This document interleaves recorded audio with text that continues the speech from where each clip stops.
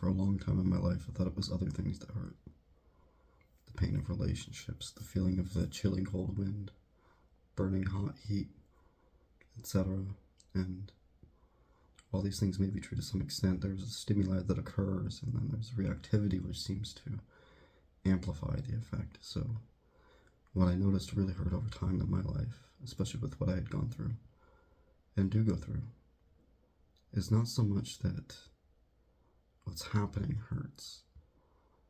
It's how much one can actually notice the original fact of the receptivity, and then how the reaction to such amplifies whatever's going on. So it's actually the feeling of the fight in general. When we fight a feeling, we amplify it. We create a resistance, which creates friction, which creates more of the general underlying feeling or essence of sensation that we are experiencing. And this is what I've fundamentally noticed more than anything across my life. Whatever it is an experience that we're essentially trying not to experience entirely. We end up amplifying, and we do it in a way that we don't enjoy. By fighting, by resisting. In those moments of inevitability in your life, what is it that you do that either and or alleviates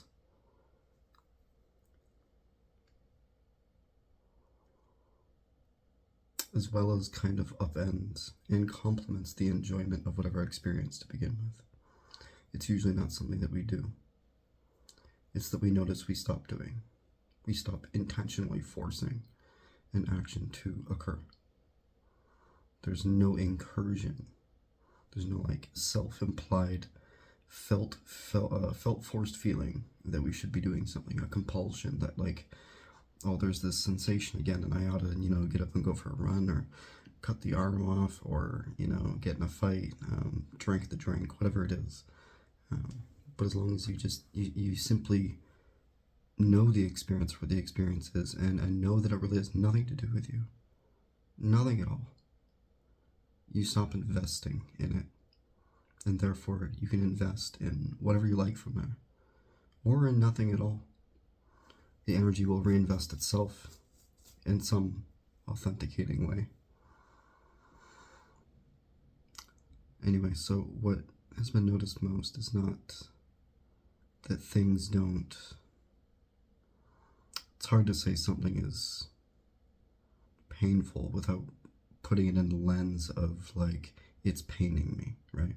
So there's a deep, intensive stimulation, and yet there is no one there to be bothered by it.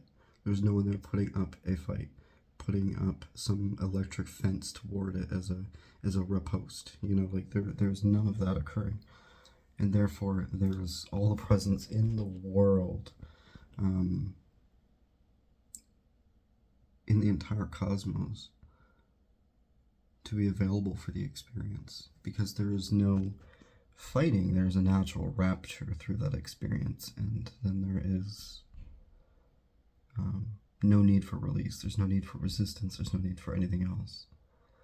There is the experience, and that is fully good enough because it's already so intense that you would have tried to put up a guard to ignore or resist it in the first place. So there's no way you can say that life is not enough. If anything, it's way too much. And so when we really come into the entirety of our wholesome experience, you realize acceleration is far less interesting than doing our best to understand when and where the brake pedal, so to speak, is required. If not anything else, actually allows us to enjoy the experience more. We get to savor it in a graceful pace and way, a manner in which we would not have experienced otherwise.